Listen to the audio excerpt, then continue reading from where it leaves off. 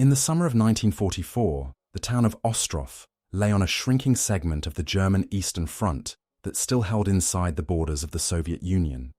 For 3 years, since early July 1941, German forces had occupied this river town on the WWII, about 55 kilometers south of Pskov, using its bridges and embankments as part of a defensive belt covering the approaches to the Baltic region. The war in the east had moved far beyond the initial phase of rapid advances. By July 1944, the German army was under heavy pressure along almost the entire front, and the sector around Ostrov, once a rear area junction, had become a forward line whose loss could open a route into Latvia and toward the Baltic ports. Ostrov's importance was out of proportion to its population. As a junction of rail lines linking Riga to Moscow and Daugavpils to Pskov, and of highways running toward Latvia and Belarus, control of its station yards and road exits meant control over how quickly divisions, artillery, and fuel could be moved between the northern and central sectors. For the Soviet command, seizing this node would simplify the advance from the Leningrad region into the Baltic states and facilitate coordination with operations farther south in Belarusia. For the German command, retaining it meant preserving a lateral communications corridor that could feed reserves into threatened sectors and delay a general collapse. In April 1944, the Soviet High Command created the Third Baltic Front under Colonel General Ivan Maslenikov, grouping several armies previously under the Leningrad Front. By May, this front included the 42nd, 54th, and 67th Armies, with more than 20 rifle divisions and attached tank, artillery, and engineer units supported by the 14th Air Army. Its task in the Pskov-Ostrov sector was to break what remained of the German Panther defensive system on the rivers and lakes south of Leningrad, liberate Pskov and Ostrov, and then push toward the Latvian frontier. The Third Baltic Front operated in coordination with the massive Operation Bagration farther south, where other Soviet fronts were attacking Army Group Center in Belarus. Opposite them stood the German 16th Army of Army Group North, a formation that had been on the Northern Front since 1941 and had already endured encirclement battles such as the Demyansk Pocket. In early 1944, the relief of Leningrad and subsequent Soviet offensives had forced the 16th and 18th Armies to withdraw to successive defensive positions toward the Estonian and Latvian borders. The 16th Army sector around Ostrov contained several depleted infantry divisions, reinforced by corps-level artillery and local security units. Its mission was to hold or delay along prepared positions while preserving enough combat power to avoid encirclement and maintain contact with neighbouring armies. The two sides entered the summer campaign with different resources and expectations. The Third Baltic Front could count on superior artillery and growing air support, plus shorter supply lines from the Leningrad area now that the city was no longer encircled. However, its formations had already fought through difficult winter and spring operations, and their command staffs had to plan offensive actions through a landscape of forests, marshes, and rivers that complicated rapid exploitation after any initial breakthrough. German commanders, by contrast, had fewer reserves and limited fuel, but they still possessed functioning rail links through Ostrov and experience in conducting mobile defense. Withdrawing from exposed salients, counterattacking isolated spearheads, and using local terrain to slow Soviet advances. Intelligence assessments on both sides emphasized the importance of this sector. Soviet reconnaissance, including air photography and partisan reporting, had mapped German fortifications on the WWII and the positions of artillery and reserve battalions near road junctions.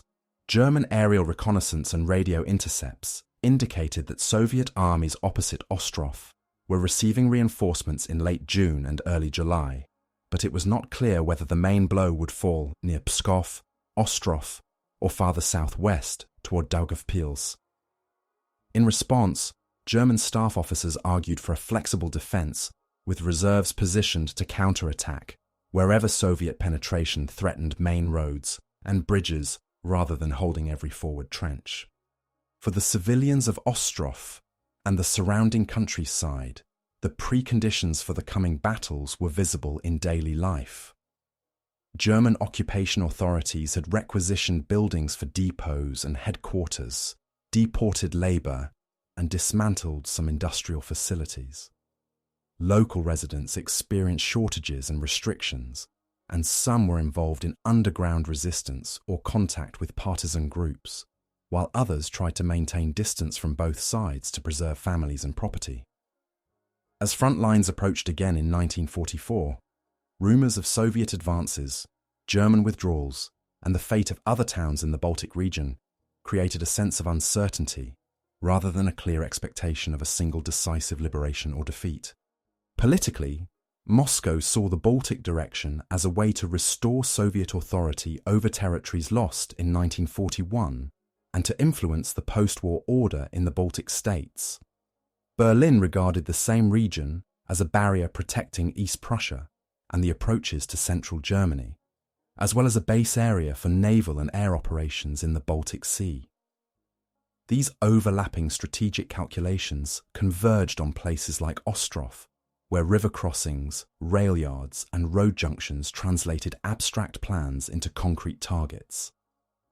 In July 1944, when Soviet and German commands finalized their next moves, the town was already marked on both operational maps as a point that could change hands more than once before the front stabilized.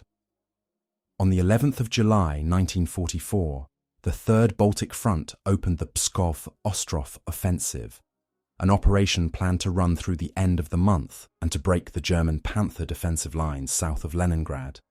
The offensive order, signed by Colonel General Ivan Maslenikov, assigned his front the task of forcing the Velikaya River, liberating Pskov and Ostrov, and creating conditions for a further advance toward Latvia. The front command grouped its forces, with the 67th Army in the sector directly opposite Ostrov, while the 42nd, 54th, and 1st Shock Armies were arranged to the north and south to prevent German units from stabilizing on secondary defensive lines. The opening phase was framed by the balance of forces. According to Soviet post-war calculations, the Third Baltic Front committed around 258,400 personnel to the Pskov-Ostrov offensive, including more than 20 rifle divisions, several rifle corps, and supporting armor, artillery, and engineer units. German strength figures for the sector are less precise in surviving records, but Army Group North deployed multiple infantry corps with several divisions each, reinforced by assault gun units and corps artillery.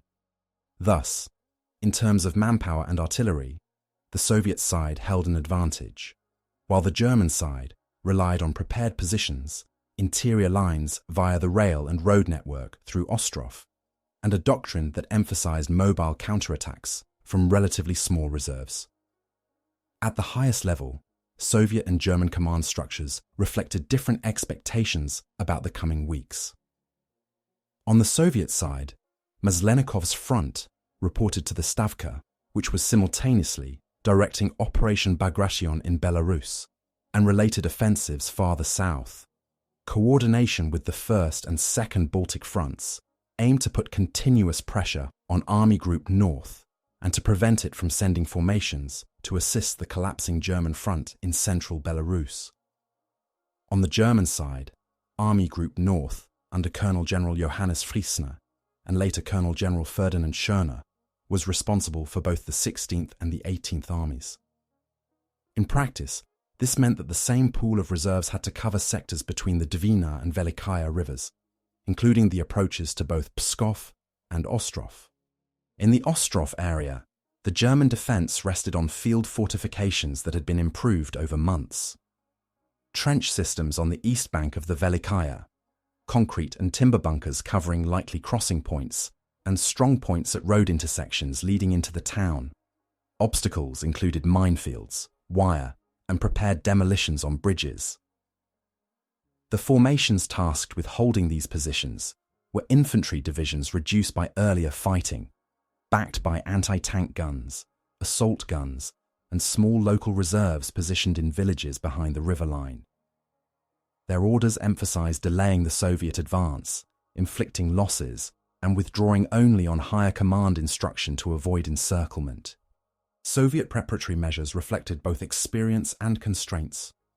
Artillery units of the Third Baltic Front were concentrated to achieve high gun densities on key sectors of the German line, with heavy guns targeting known strongpoints and medium artillery assigned to suppress enemy batteries.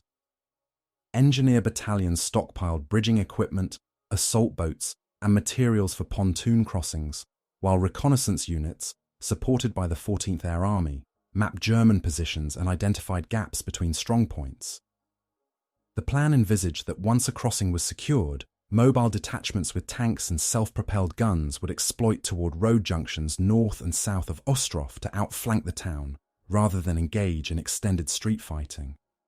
The first days of the offensive followed this pattern.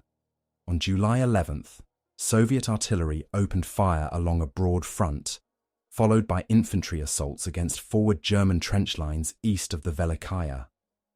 German units in exposed salients withdrew to secondary positions closer to the river, trading space for time and trying to maintain cohesion.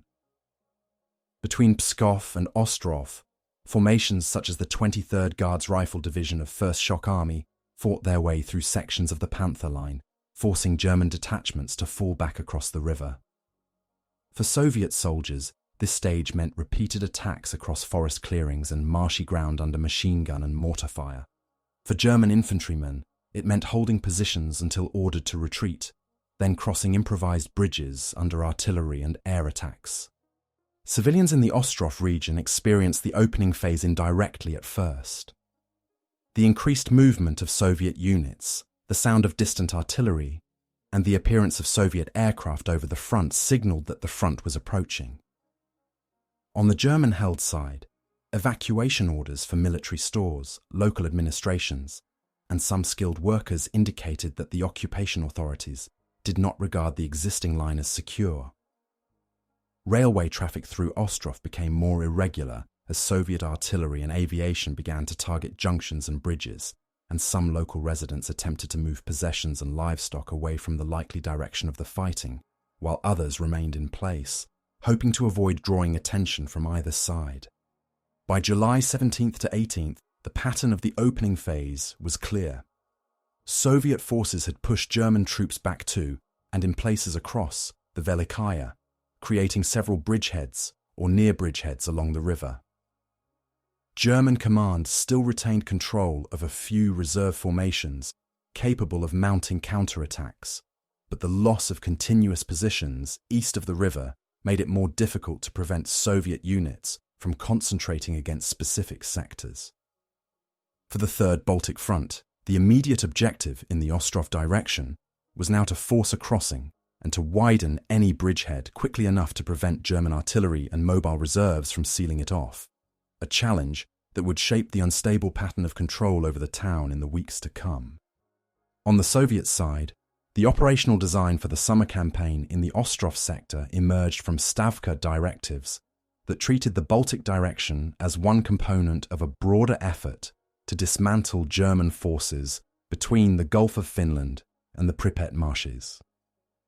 The Third Baltic Front received instructions not simply to advance to a line on the map, but to break the continuity of German defences along the WWII, and then exploit toward the Latvian border in coordination with neighbouring fronts. Within this framework, Ostrov was defined as an intermediate objective, a transport hub whose capture would enable subsequent operations toward Rezekne and the Daugava crossings, and facilitate a link with Soviet forces advancing from Belarus.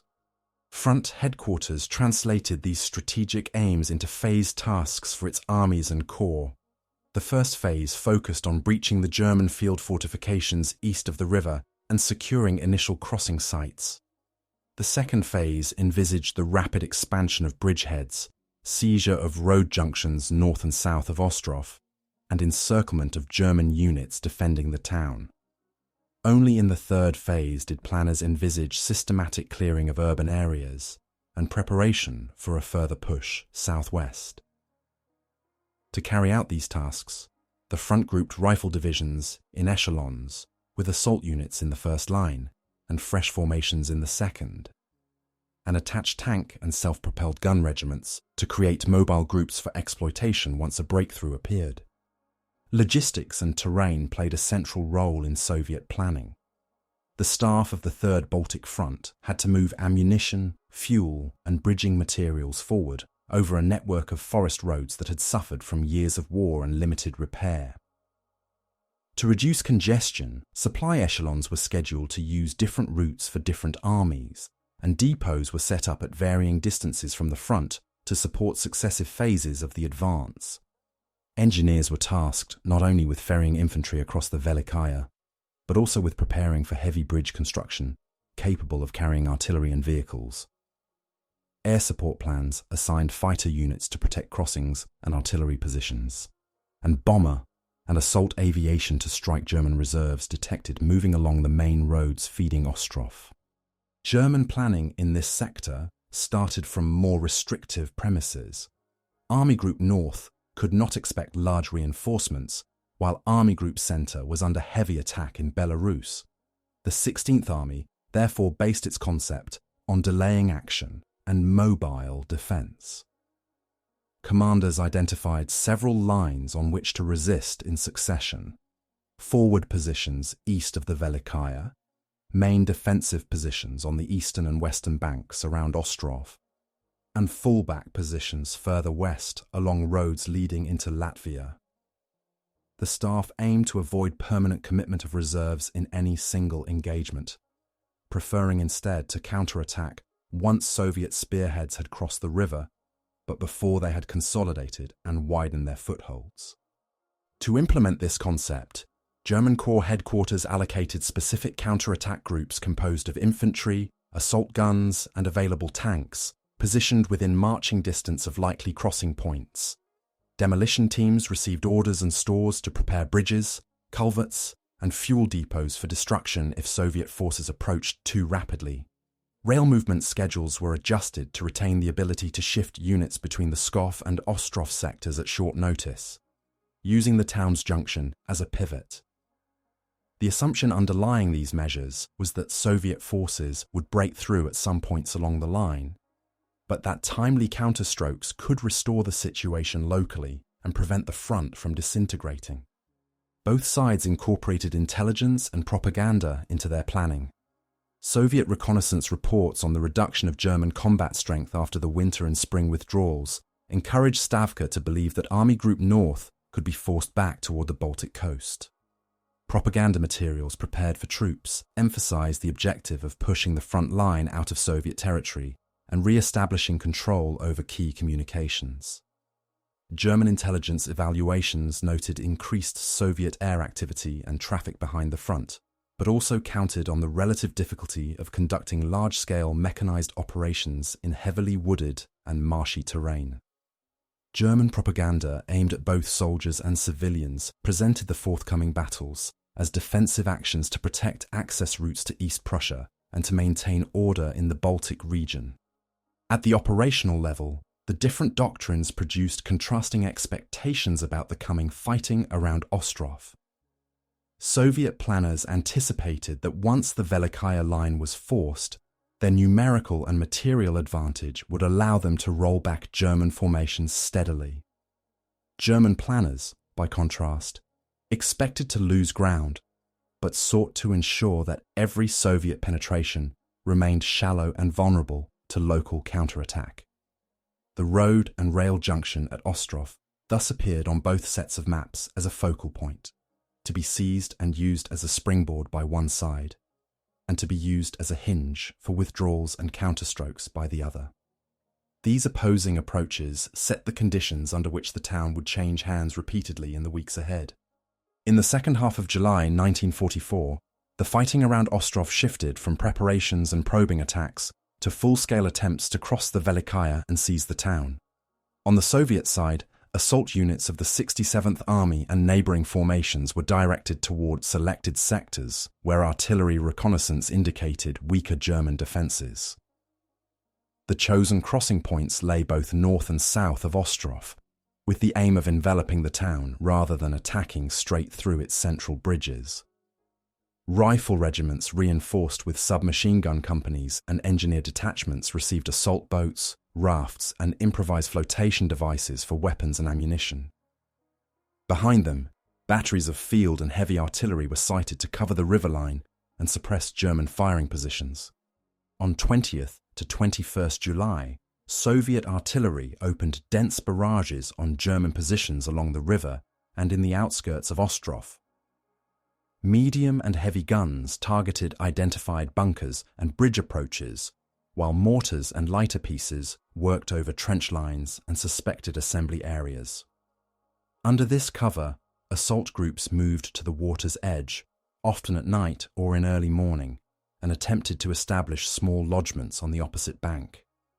In several sectors, companies reached the west bank and dug in on narrow strips of ground, relying on smoke, darkness, and the difficulty of German observation through forests and marshes.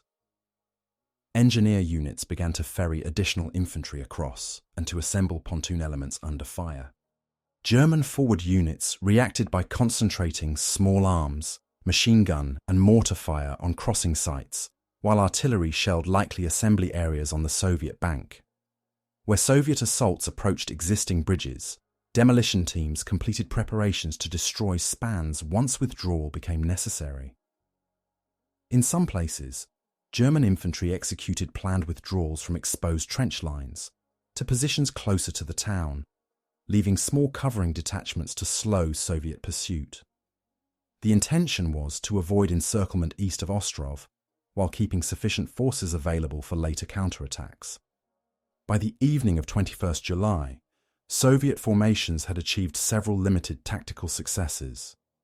North of the town, a combination of rifle units and attached self-propelled guns forced German detachments off parts of the western bank and pushed toward road junctions, controlling access to Ostrov from Pskov. South of the town, another Soviet grouping crossed at a narrower section of the river and advanced on villages that formed the southern approaches. In the urban area itself, German forces began to evacuate heavy equipment and rear services, while rear guards held positions in streets and around key buildings. Soviet accounts describe elements of advance battalions entering parts of Ostrov on the 21st of July, raising flags on undamaged structures and reporting the town taken, even as fighting continued in adjacent sectors. For civilians, these days brought a rapid transformation of the local environment. The sustained artillery fire set buildings and fuel dumps alight, and smoke limited visibility inside the town. German columns, including administrative staff and wounded, moved westward along the roads and rail lines under intermittent Soviet air attack. Some residents took shelter in cellars or prepared dugouts, while others tried to move out of likely combat zones, constrained by the lack of transport and by uncertainty about which side would control nearby villages from one day to the next. Contacts between civilians and retreating German troops, and later with Soviet advance units, were often brief and focused on requisitioning food, shelter, or information about road conditions. The tactical situation after 21st July was more complex than the simple label of liberation suggests. Soviet assault units held parts of the town and bridgeheads north and south of it, but their supply lines still depended on fragile crossings. Heavy artillery and most supporting vehicles remained on the east bank or on incomplete pontoon structures. German command, meanwhile, had succeeded in withdrawing a portion of its forces intact to positions west and southwest of Ostrov.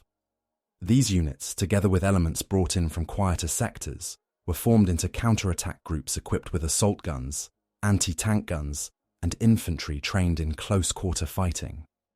During 22nd July, Soviet forward elements tried to deepen their control of the town and link up the separate bridgeheads into a continuous front. Street fighting broke out in several quarters as German rearguards resisted house by house or fell back toward designated rally points.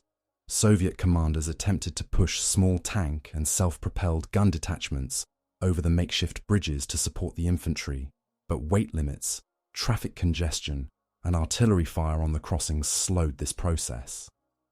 In some sectors, infantry units advanced faster than their supporting heavy weapons, increasing the risk that they could be isolated if German counterattacks cut their narrow lines of communication.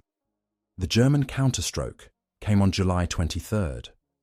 Using the remaining road network west of the town, German commanders launched attacks from multiple directions against Soviet advanced detachments inside Ostrov and against the flanks of the bridgeheads north and south of it. Assault guns and tanks fired at short range down streets and across open spaces, while infantry moved through courtyards and side alleys to bypass strong points. On the Soviet side, units already depleted by the crossing battles had to repel these attacks without the full support of their artillery, much of which still struggled to reposition across the river. The result was a fluid, contested situation rather than a clear, linear front. In some quarters, Soviet rifle companies retained their positions, supported by hastily emplaced anti-tank guns, and by fire from the eastern bank. In others, German attack groups pushed them back toward the river or forced withdrawals from parts of the town that had been entered on previous days. By the end of 23rd July, German accounts recorded the recapture of Ostrov as a whole, while Soviet records acknowledged that initial gains had not been fully consolidated and that parts of the assault forces had been compelled to fall back to narrower bridgeheads. This early sequence of crossing, seizure, and counter-seizure established the pattern of unstable control that would characterize the fighting for Ostrov in the weeks ahead. The unsuccessful Soviet consolidation in Ostrov after 21st to 23rd July forced both commands to reassess the scale and tempo of operations in the sector. For the Third Baltic Front, the brief entry into the town followed by German counterattacks illustrated a recurring problem of 1944 offensives, converting a tactical breach and partial capture of an objective into a stable operational gain, when heavy weapons, reserves, and logistics lagged behind the spearhead. Forward rifle regiments had crossed the WWII and entered built-up areas, but artillery and armour remained constrained by limited crossing capacity and German fire on the bridges and approaches. The result was a vulnerability to local counterstrokes, even in a phase of overall Soviet strategic momentum. Operational reports from Soviet units in the Ostrov direction emphasized several challenges. First, the river and marshy terrain on both banks complicated the rapid construction of bridges suitable for heavy traffic. Engineers working under artillery and air attack struggled to keep pontoon crossings open, while damaged bridging material had to be replaced from depots some distance to the rear. Second, the forested surroundings limited observation for artillery, making it harder to deliver concentrated defensive fire against German counterattacks. Third, coordination between infantry, armour, and supporting aviation during the German counterstroke on 23rd July was hampered by disrupted communications lines and rapidly shifting front lines inside the town. On the German side, the brief Soviet penetration and recapture of Ostrov on July 23rd demonstrated that mobile defence could still yield tactical successes despite numerical disadvantage. The 16th Army used the local rail and road network west of the WWII to assemble counterattack groups from divisional and corps-level reserves. These groups, often built around assault gun batteries and companies of experienced infantry, were committed against Soviet bridgeheads and positions in the town at moments when Soviet formations were in the process of reorganizing or extending their lines. By applying concentrated force at selected points rather than attempting to hold every trench, German commanders temporarily restored control over the town and sections of the West Bank. However, this success came at a cost. To assemble counterattack units of sufficient strength, German headquarters had to strip other parts of the front of reserves, increasing vulnerability elsewhere. Fuel and ammunition expenditure during intensive short-range fighting in and around Ostrov further strained supply stocks that could not easily be replaced. Casualties among assault gun crews, infantry platoon leaders, and engineers reduced the quality and cohesion of units earmarked for future operations. In this sense, each successful counterattack traded short-term territorial recovery for a gradual erosion of Germany's capacity to sustain similar efforts over the longer term. For the civilian population, the escalation of fighting produced acute risks. The shift from positional defense to repeated counterattacks and withdrawals meant that front lines passed through the same neighborhoods multiple times. Shelling and bombing damaged housing, public buildings, and infrastructure, destroying some and leaving others without roofs, windows, or utilities. Movement became hazardous even over short distances, as both sides treated anyone on the streets near active combat zones as a potential threat or source of information. Residents who had remained in Ostrov during the first Soviet entry now faced renewed fighting and a return of German forces, with the attendant uncertainty about reprisals, requisitions, and accusations of collaboration or contact with the other side. At the broader operational level, the unstable situation around Ostrov coincided with major developments elsewhere on the Eastern Front. In Belarus, Operation Bagration had led to the destruction or severe weakening of multiple German armies and the rapid Soviet advance toward the Vistula and the borders of East Prussia. This altered the strategic context in which Army Group North had to operate. As neighbouring German formations withdrew or were destroyed, the Ostrov-Pskov sector risked becoming a salient projecting into Soviet-held territory, exposed to attacks from several directions. To avoid encirclement, German command had to consider further withdrawals toward the Baltic states, even if local counterattacks temporarily restored front lines. For the Third Baltic Front, the crisis around Ostrov in late July highlighted the need to reconcile ambitious operational objectives with the realities of terrain, weather, and force fatigue. Rifle divisions and supporting units had already been engaged in offensive operations for weeks, and in some cases months, accumulating casualties and equipment losses that could not be immediately replaced. Supply lines running through the liberated areas north and east of the town had to support both ongoing fighting on the WWII and preparations for future advances. Commanders at Army and Corps level had to decide whether to commit fresh reserves to another immediate attempt to secure Ostrov or to pause and reorganize, accepting the risk that German forces might use the respite to strengthen new positions. Thus, by the end of July 1944, the fighting for Ostrov had escalated into a localized crisis for both sides.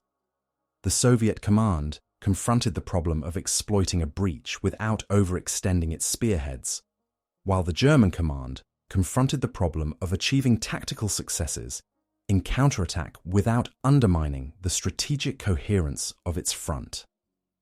The town itself and the civilians living in and around it experienced this tension as alternating phases of occupation, combat, and temporary calm, with no guarantee that control would remain stable from one week to the next.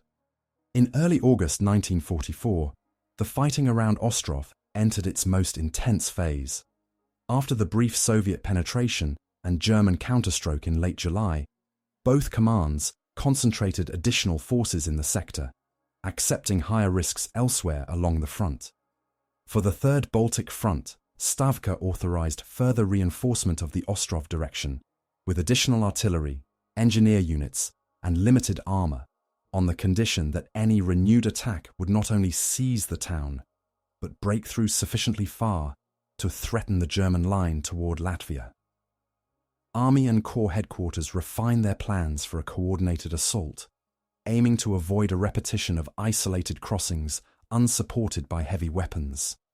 On the German side, Army Group North treated the Ostrov-Pskov area as a key hinge in its defensive system. The loss of large formations in Belarus reduced the possibility of a large-scale reinforcement, but local reserves, including elements from neighbouring corps, were shifted towards sectors from which a renewed Soviet effort was expected. Commanders re-examined their mobile defence plans, seeking to preserve the ability to counterattack while recognizing that repeated commitment of assault gun groups and infantry reserves was gradually reducing their strength. Orders emphasized delaying action, fighting withdrawals, and readiness to abandon positions under pressure to avoid encirclement, even if this meant giving up additional territory. The renewed Soviet offensive toward Ostrov developed in stages.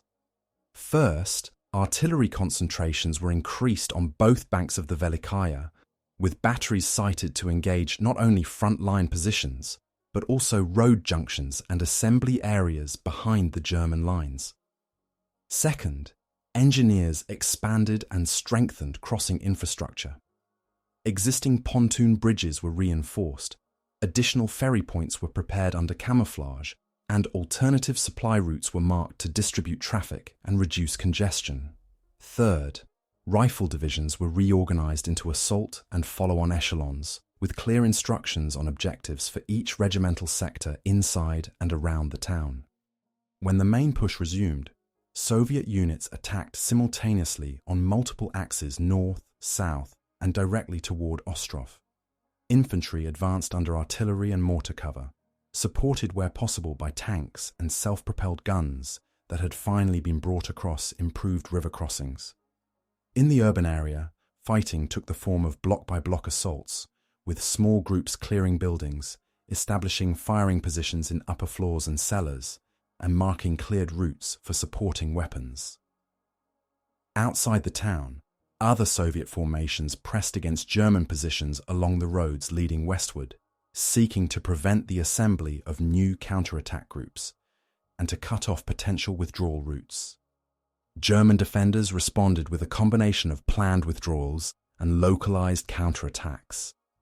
In some districts of Ostrov, small garrisons held until neighboring units had completed their own movements, then disengaged under cover of darkness or smoke.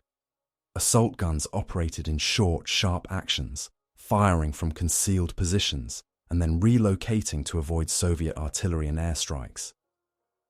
In the countryside, German infantry and engineers prepared successive fallback lines along ridges, forest edges, and villages controlling the road network.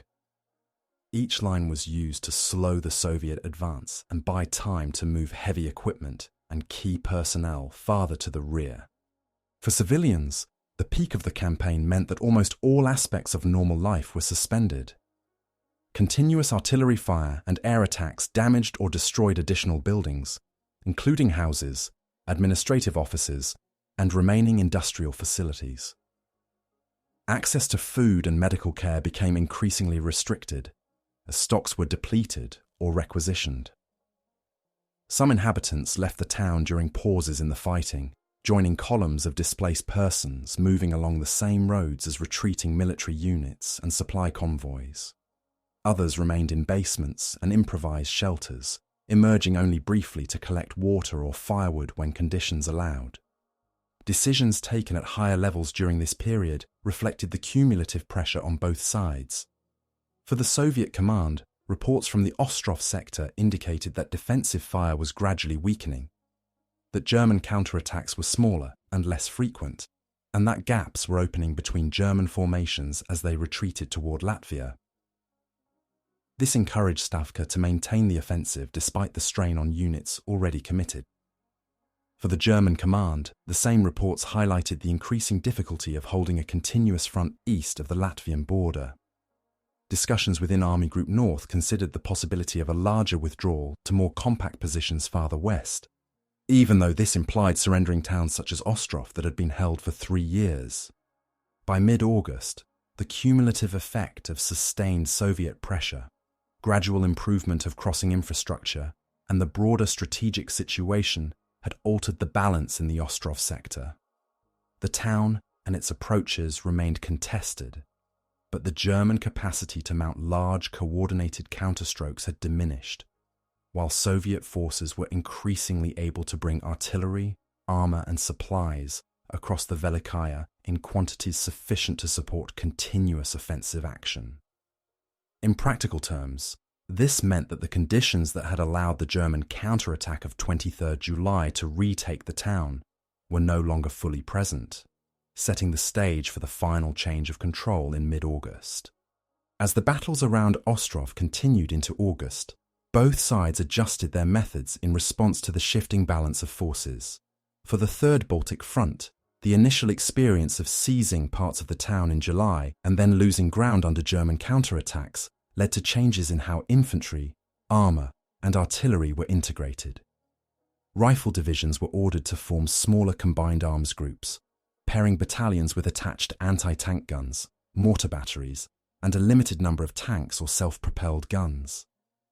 These groups were expected to hold captured quarters more firmly and to react more quickly if German units attempted to infiltrate back into the town. Artillery employment also evolved. Rather than concentrating fire only in the preparatory phase before an assault, Soviet gunners increasingly used shorter, targeted barrages to block likely German counterattack routes once a sector had been taken. Fire plans included pre-registered targets on crossroads, suspected assembly areas, and open spaces on the western approaches to Ostrov. Forward observers embedded with infantry companies relayed corrections by field telephone or radio, seeking to reduce the delay between detecting German movement and bringing down shells on it. This adaptation reflected the recognition that control of the town could not be secured by a single large bombardment, but required continuous responsive support as the front line shifted street by street. German forces likewise adapted their defensive methods. The July fighting had shown that holding every position until overrun led to high losses and the risk of encirclement east of the WWII. In response, corps and divisional commanders institutionalized a pattern of elastic defense: thin screening forces in forward trenches, stronger groups in depth, and carefully prepared fallback lines in and behind the town. When Soviet attacks threatened to break through, forward units were authorized to withdraw to prearranged positions without waiting for orders from higher headquarters, provided they informed neighboring units. This gave local commanders more flexibility, though it also increased the risk of misunderstandings and gaps. In the countryside around Ostrov, German engineers and infantry built small field fortifications at intervals along the roads leading westward. Each position consisted of a few trenches, foxholes, and weapon pits sited to cover approaches with interlocking fields of fire. These positions were not intended to be held indefinitely.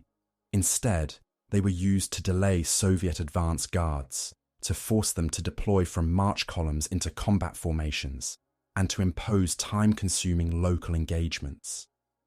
After a set period or when outflanked, the defenders withdrew to the next prepared point, preserving their manpower at the cost of further ground. Local resistance and partisan activity formed another element of adaptation, particularly on the Soviet side. Partisan detachments operating in forests and marshes west and northwest of Ostrov attacked German transport columns, damaged rail lines, and reported on troop movements. For the Third Baltic Front, these reports supplemented aerial reconnaissance and helped identify when and where German reserves were concentrating for counterattacks.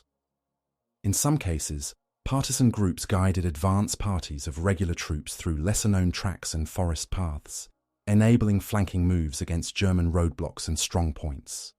Civilians adapted to the prolonged instability by reorganizing daily life around the rhythms of combat and movement.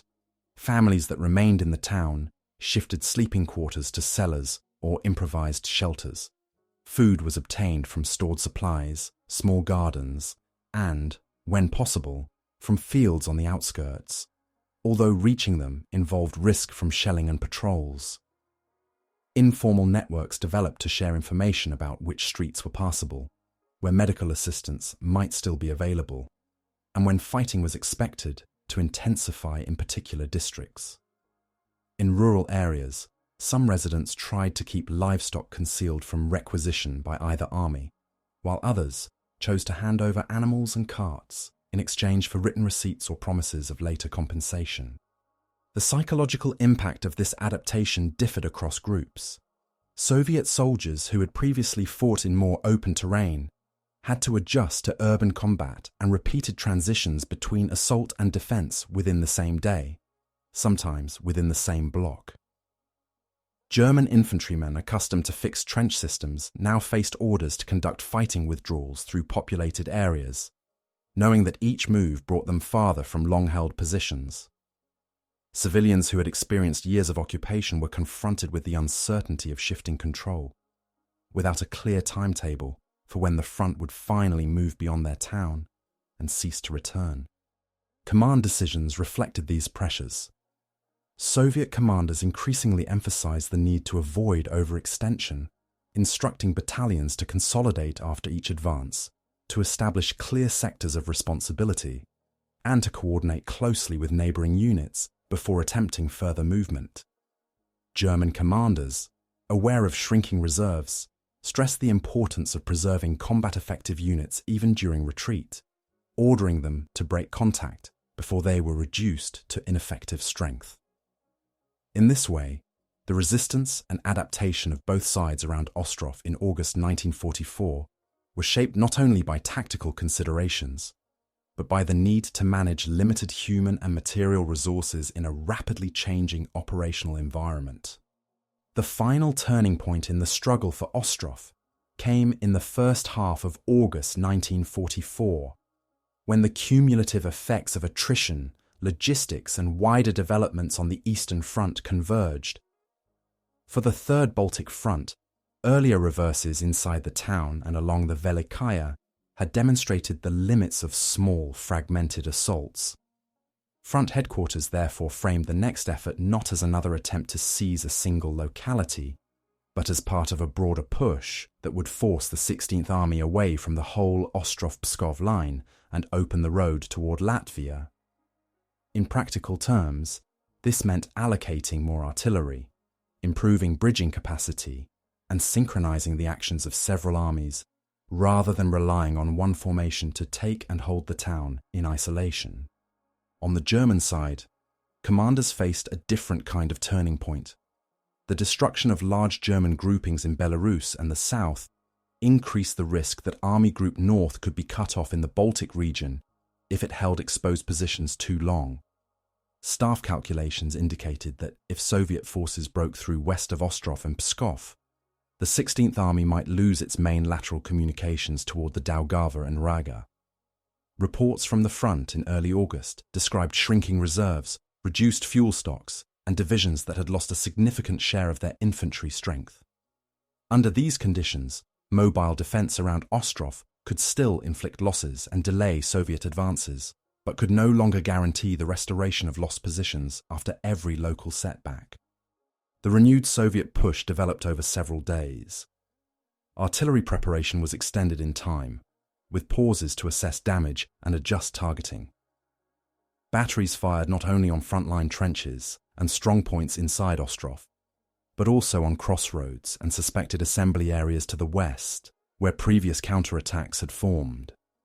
Engineers kept multiple crossings in operation, accepting losses among bridging units in exchange for the ability to move field guns, mortars, and some armoured vehicles across the WWII in greater numbers. Rifle formations advanced on a wider arc, pressing German units north and south of the town to prevent them from concentrating all available force in a single counterstroke.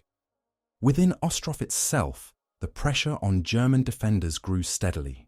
Screening detachments that had previously been able to withdraw through the town and reassemble behind it now found that Soviet advances on adjacent roads threatened to cut their routes. Assault gun units faced increasing demands from several sectors at once, while the number of serviceable vehicles declined. Civilian witnesses later recalled intensified movement of German columns through and out of the town in these days, with transport of stores and staff, and some local inhabitants joining withdrawal convoys out of fear of being caught in renewed fighting, or of reprisals if they stayed behind. The decision not to repeat the counterattack pattern of 23 July was a key moment.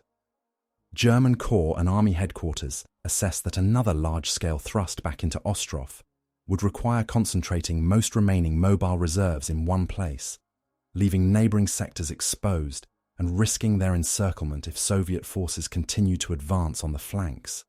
Instead, orders emphasized delaying action combined with a staged withdrawal toward new defensive lines closer to the Latvian border. Rear guards were to hold long enough to cover the evacuation of heavy weapons and staff, then disengage under cover of darkness or bad weather. For the Third Baltic Front, The same days presented an opportunity to transform temporary tactical gains into a permanent change in the front line. Reconnaissance reports indicated that German counterattacks were becoming smaller and less frequent, and that columns were moving westward through the limited road network.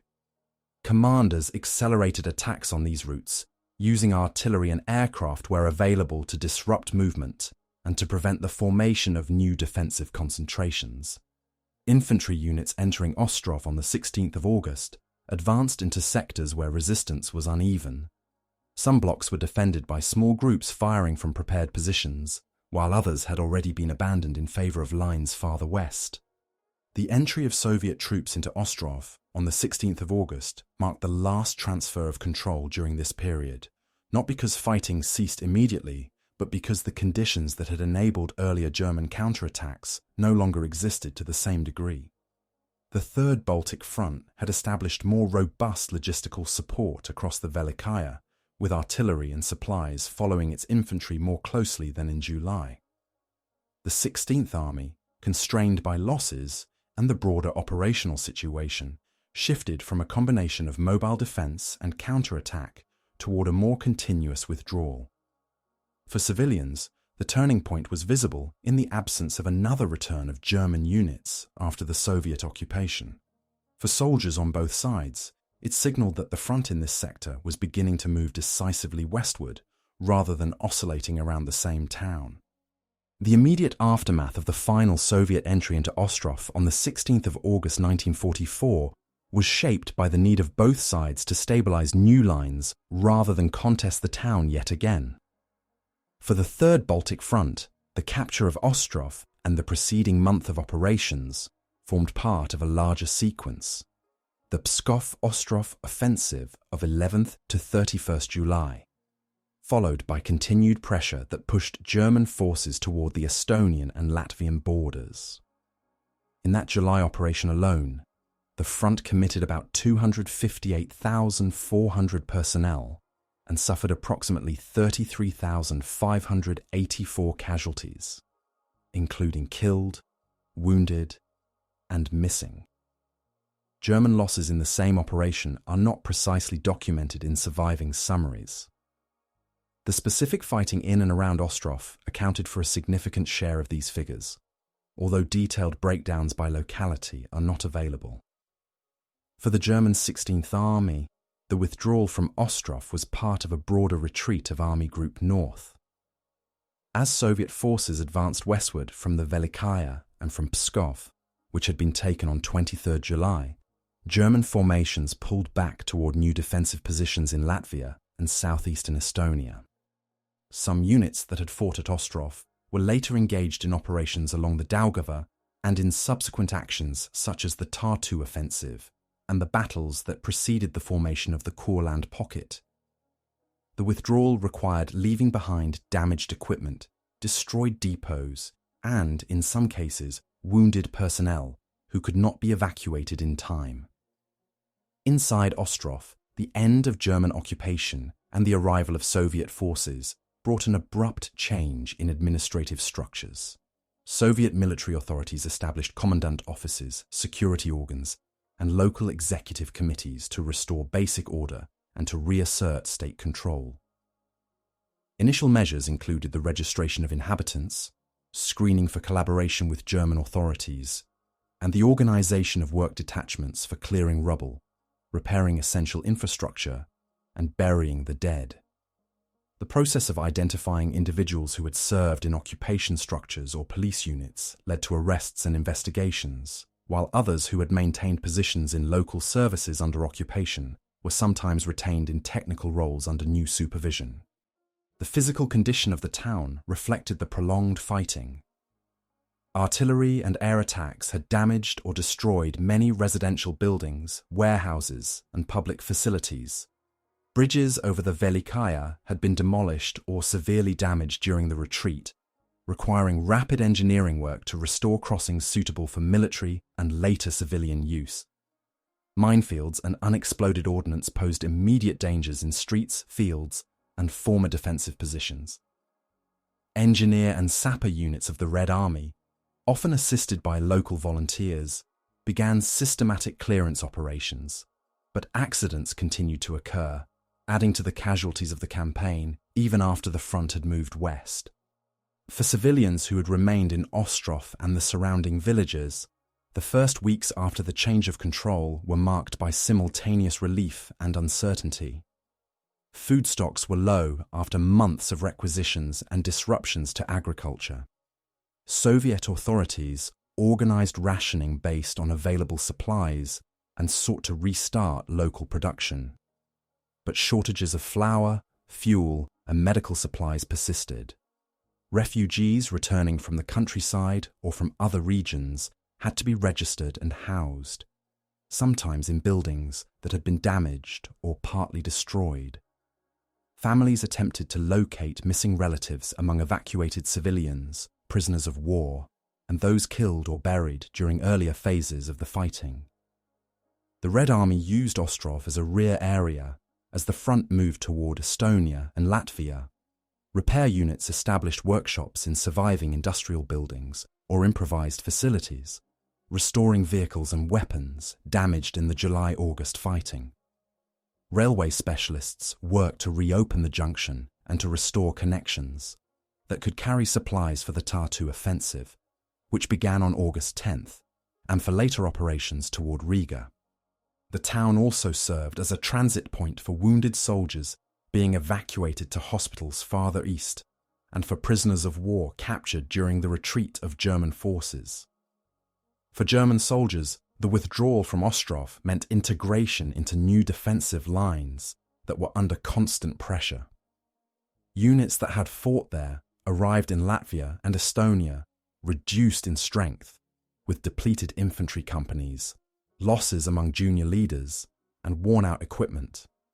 Some formations were later trapped in the Courland pocket, when Soviet operations in October cut off Army Group North from East Prussia. Thus, the withdrawal that saved parts of the 16th Army from encirclement in August did not prevent their eventual isolation several months later. In statistical terms, the fighting associated with the Third Baltic Front from April to October 1944 resulted in about 43,155 killed and missing, and 153,876 wounded, sick, or frostbitten personnel, a total that includes but is not limited to the Pskov, Ostrov and Tartu operations. German casualty figures for the specific Ostrov sector remain incomplete, but the intensity and duration of the engagements indicate substantial losses in infantry and supporting arms. For the local population, the immediate aftermath of the battles was less a discrete event than a transition into a new phase of wartime existence. The front had moved west, but the visible and invisible effects of the month-long struggle for their town continued to shape daily life. In the longer view of the Eastern Front, the month-long struggle for Ostrov appears as a relatively limited episode compared to operations such as Bagration or the battles for Warsaw and Riga. Yet its pattern of repeated changes in control illustrates several broader characteristics of late-war fighting between the Red Army and the Wehrmacht. The town's location at a rail and road junction on the WWII gave it significance out of proportion to its size, but not enough to justify a prolonged static defence once the wider front began to shift.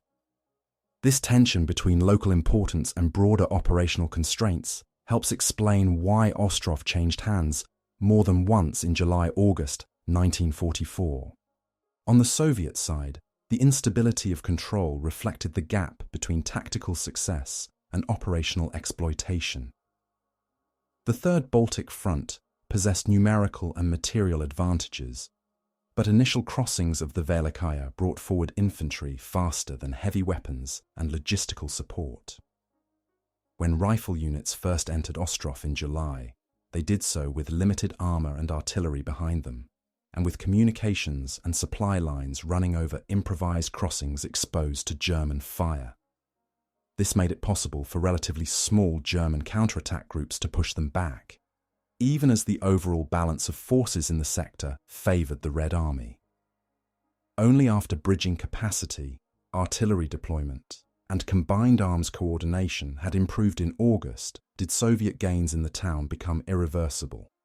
On the German side, the pattern of recapture and withdrawal was a product of mobile defense under conditions of shrinking resources. Army Group North could no longer hold a continuous, heavily manned line, but it could still use local reserves and the Ostrov road network to mount short, concentrated counterstrokes. In July, this allowed the 16th Army to retake the town when Soviet spearheads were isolated. By mid-August, however, losses in personnel and equipment, fuel shortages, and pressure on neighbouring sectors reduced the scope for such actions. The same doctrine of flexible defence that had justified counterattacks in July now pointed towards staged withdrawal, since another large effort to retake Ostrov risked encirclement and the loss of entire formations. The town's repeated transfer of control also reflected its intermediate strategic value. For the Soviet command, Ostrov was a necessary step toward the Latvian border, but not an objective to be held at any cost if conditions were unfavourable. For the German side, the junction was useful as long as it facilitated movement between Pskov, the Daugava, and the Baltic ports. But it was not comparable to centres such as Riga or Tallinn in terms of political or logistical significance. When the wider situation made it impossible to maintain a stable front line east of Latvia, Ostrov became one of several points to be relinquished in an attempt to preserve the remaining strength of Army Group North. In post-war Soviet historiography, the Pskov-Ostrov and subsequent Baltic operations were generally presented as a coherent sequence leading to the liberation of the Baltic republics and the isolation of German forces in Courland. Within this narrative, Ostrov appears mainly as a step in the advance of the Third Baltic Front, its brief loss after the initial July entry mentioned, if at all, as an example of the difficulties of river crossing and urban fighting. In Western and German accounts, the town tends to be discussed as a local episode within the wider withdrawal of Army Group North, illustrating the continued ability of German units to conduct tactical counterattacks, even while losing ground strategically. For former soldiers on both sides, the memory of Ostrov is often linked less to the town's name than to the characteristics of the fighting there. River crossings under fire, short-range engagements in forests and streets, and rapid shifts between attack and defence. Veterans' testimonies speak of the strain of repeated assaults against fortified banks, of fighting through built-up areas damaged by artillery, and of conducting withdrawals while under pressure from pursuing forces. For civilians, recollections focus on the destruction of housing and infrastructure, the danger from mines and unexploded ordnance, and the uncertainty created when control passed from one army to another within a short period.